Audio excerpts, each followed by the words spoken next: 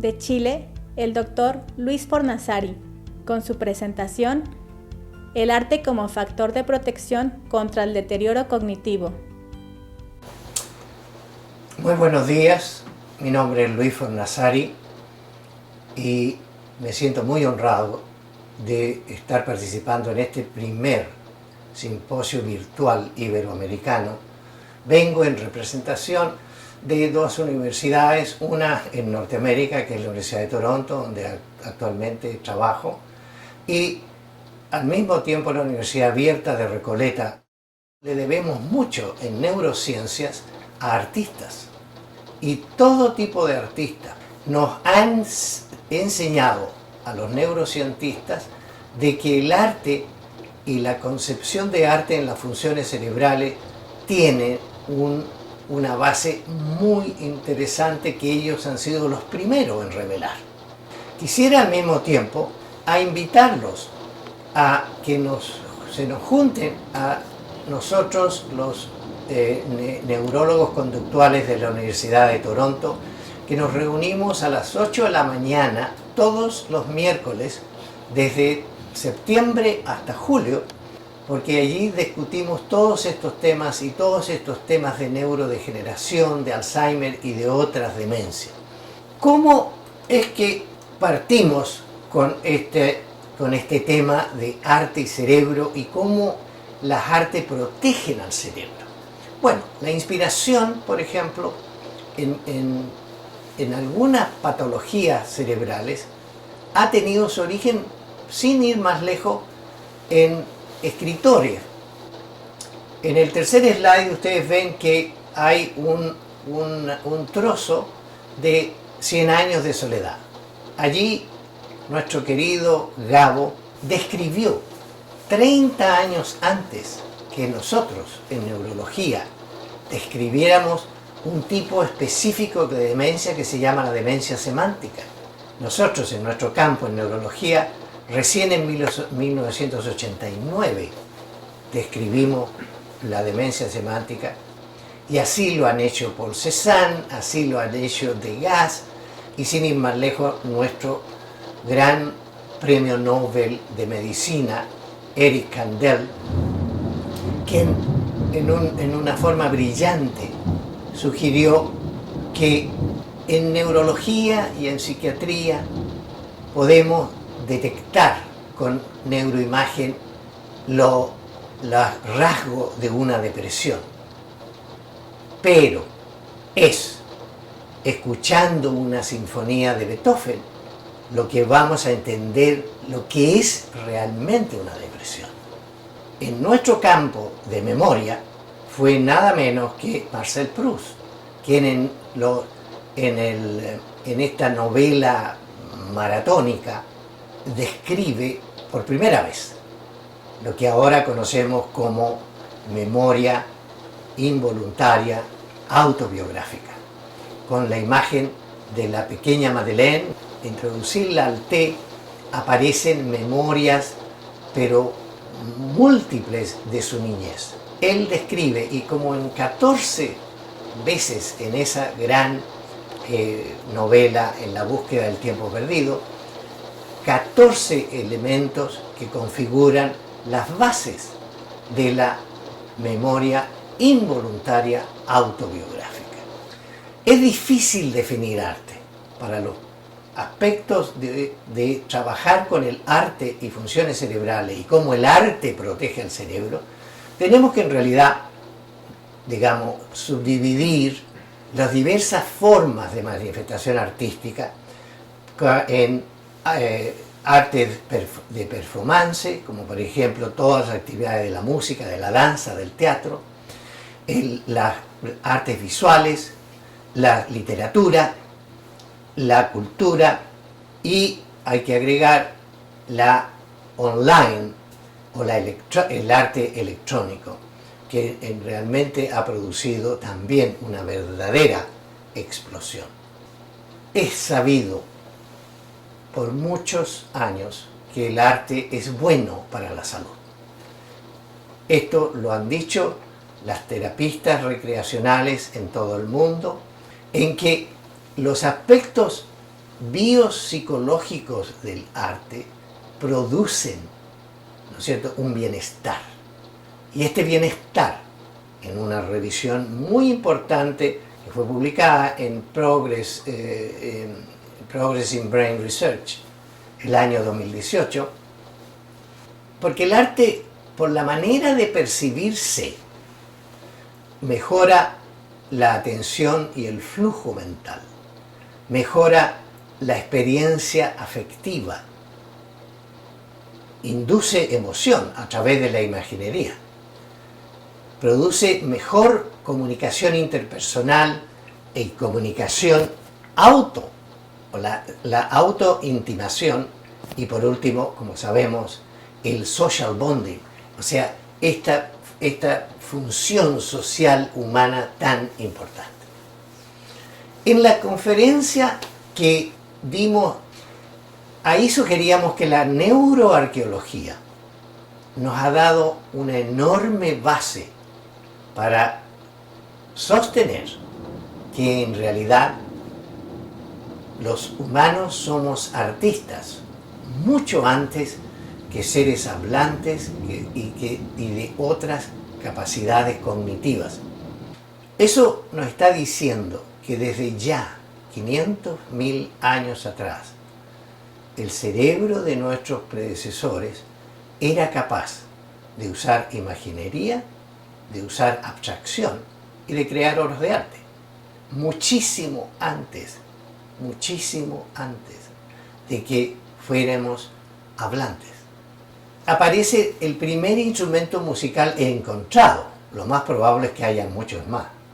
En el mismo Hohlefeld, Alemania, donde se encontró esta Venus, esta figurín de Venus, aparece la primera flauta hecha obviamente de hueso, y de que se sacaron modelos electrónicos y se rehizo la flauta, y realmente es como cualquier flauta que en este momento está actuando en cualquier orquesta sinfónica del mundo. No es que haya habido notas y pautas o pentagramas, pero ha habido conocimiento musical y seguramente con esa flauta se creó música que es igual a lo que se ha creado en este momento.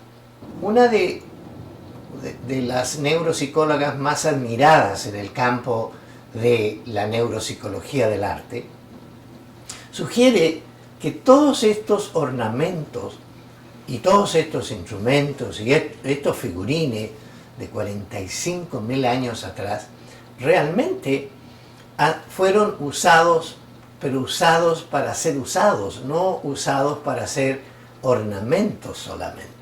Lo cual es una idea muy interesante porque sugiere que la capacidad cerebral de nuestros antecesores era tan amplia que podían, al mismo tiempo de usar ornamentos, esos ornamentos tenían no solo un fin estético, sino que además tenían un fin utilitario. Es tan impresionante ver estas obras rupestres que tienen 10 a 20.000 años, que el mismo Pablo Picasso Ruiz dijo que después de Altamira todo es decadencia. Seguramente eso no incluía sus obras, como conocemos al gran Pablo. ¿Qué nos impulsó a nosotros como equipo y a mí particularmente estudiar a artistas para saber cómo componen su obra y por qué desde los primeros casos que empezamos a ver notamos que el arte en pacientes que tenían trastornos cognitivos como demencia, el arte se mantenía pero absolutamente casi perfecto.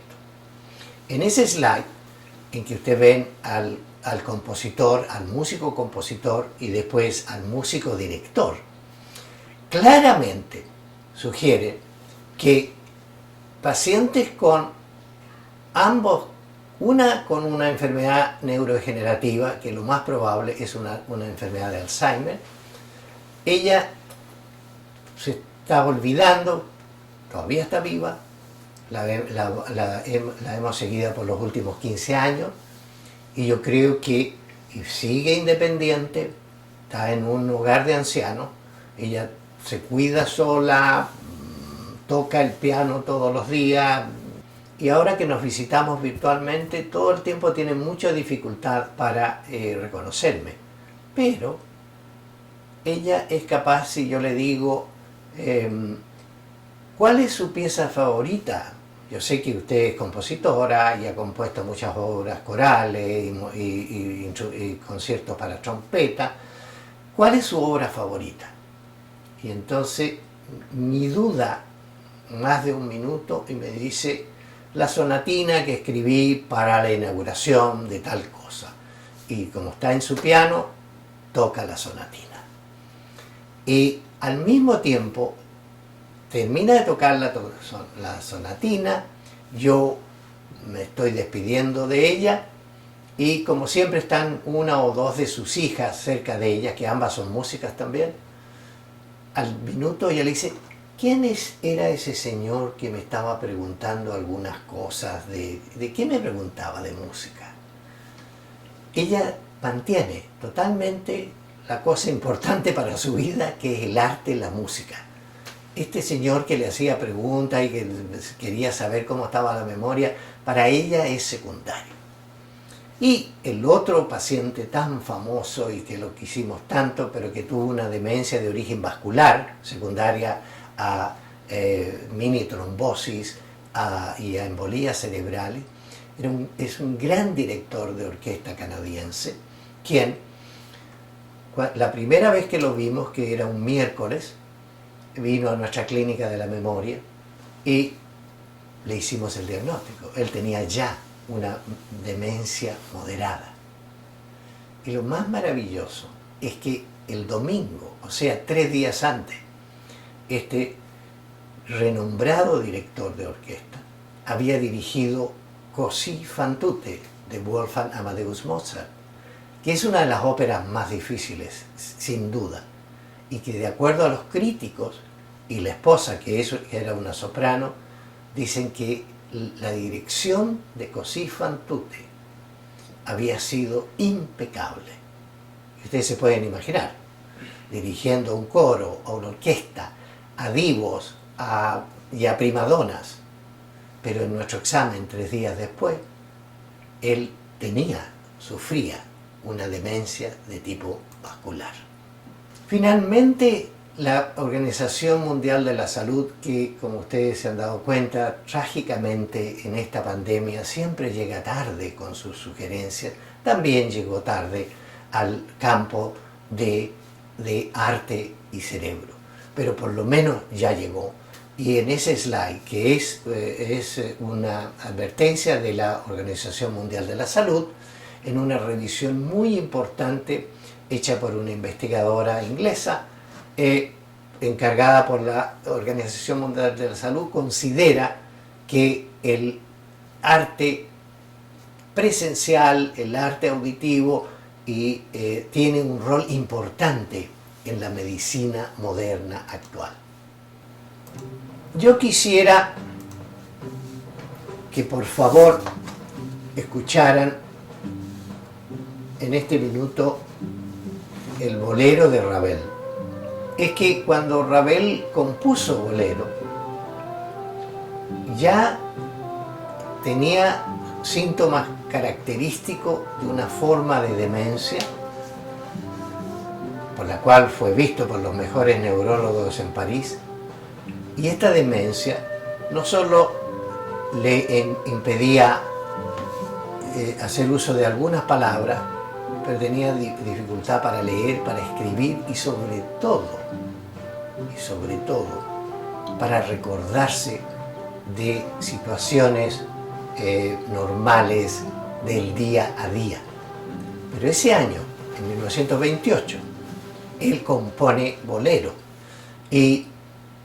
pero él fue capaz, como muchos otros músicos, muchos otros escritores, muchos otros artistas, de seguir creando arte a pesar del daño neurológico, neurodegenerativo que él experimentó. Y cuando ustedes estaban escuchando bolero, el próximo slide, en que revela las diferentes estructuras cerebrales entre músico y no músico, ahí ustedes pueden ver en el primer MRI aquellos que escucharon entre ustedes el bolero, pero que no son músicos. En la segunda imagen es el de los músicos, y la tercera imagen es una subtracción entre el cerebro de músicos y no músicos. Y como ustedes pueden ver, la diferencia es extraordinaria. Los músicos entre ustedes que estaban pasivamente escuchando el bolero de Ravel activaron no solo las áreas receptoras musicales auditivas, sino que activaron prácticamente todo el cerebro. Pero los no músicos también se beneficiaron. En otras palabras, la música incluso en forma pasiva activa muchas funciones cerebrales.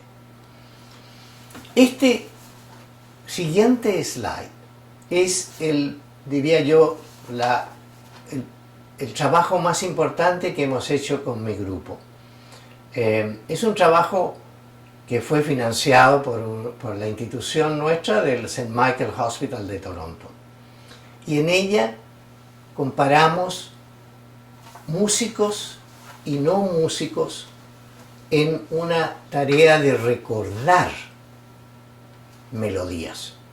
En resumen, este estudio, que yo creo que es lo más importante que nosotros hemos aportado hasta ahora, y que acaba de salir publicado, y les voy a dar el dato, demuestra, uno, que al escuchar melodías conocidas, tanto los músicos como los no músicos, dentro de nuestros pacientes, activaron áreas cerebrales que no se activan con ningún otro tipo de función.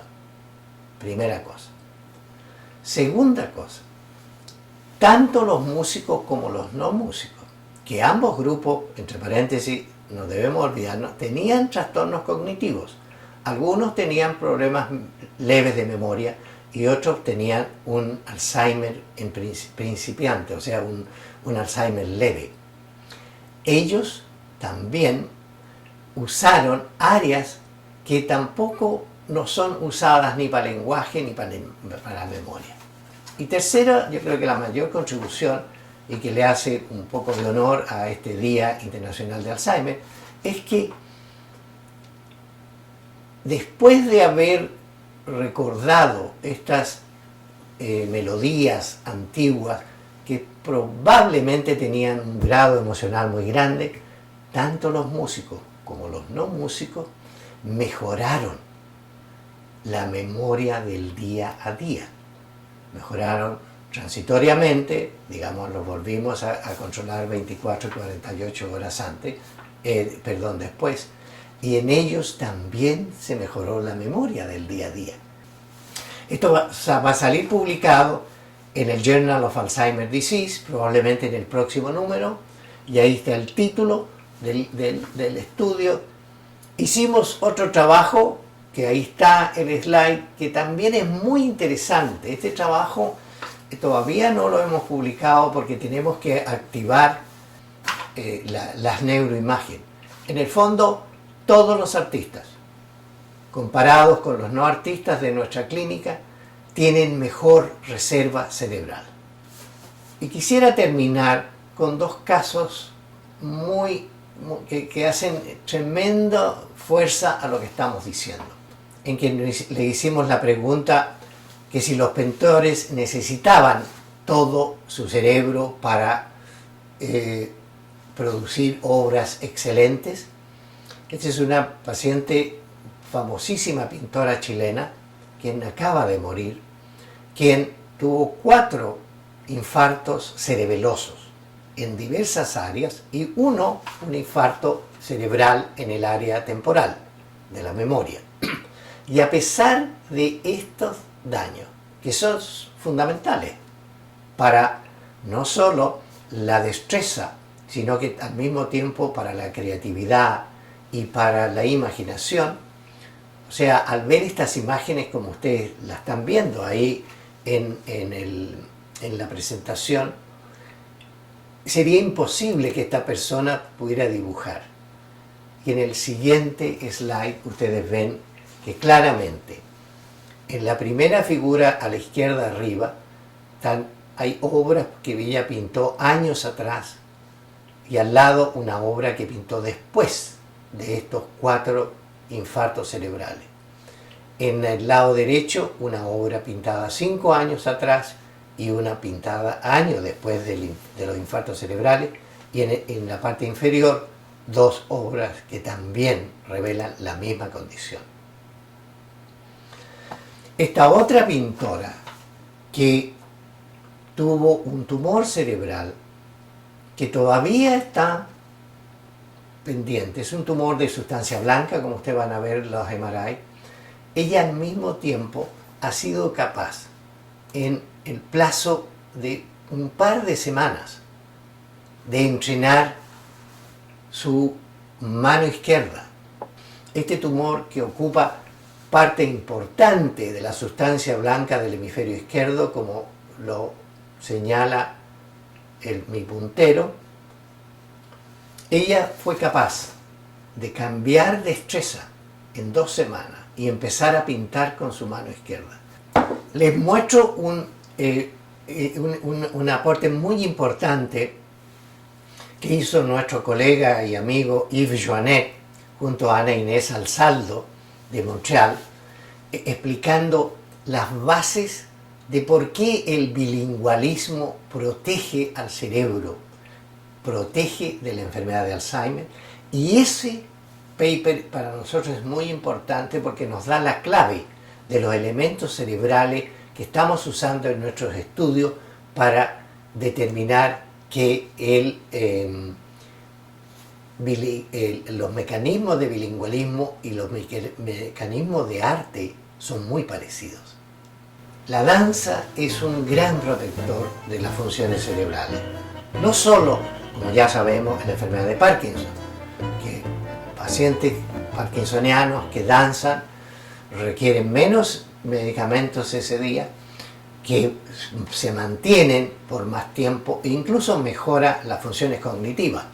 Pero esto se ha asociado también con otro tipo de patologías, como por ejemplo en la enfermedad de Alzheimer, en que los pacientes que danzan desarrollan mejor sustancia gris, desarrollan mejores conexiones cerebrales que les ayudan también a mantener la memoria. Ahora se puede, con las nuevas técnicas de resonancia, estudiar la danza bajo la resonancia magnética. Como ven en este estudio hecho comparando en pacientes con Parkinson, comparando la efectividad del bailar tango argentino versus el American Ballroom, o sea, el baile de tipo vals, cuán importante es para las funciones cognitivas bailar tango. El último slide está mostrando mi equipo y por favor cualquier cosa que ustedes quieran conversar, preguntarnos, y creo que los organizadores lo van a hacer posible, vamos a estar pendientes, y al mismo tiempo quiero que el mensaje final en esta conversación es que debemos abogar para que todas las escuelas y todas las escuelas en el mundo deben ser escuelas de arte. Muchas gracias.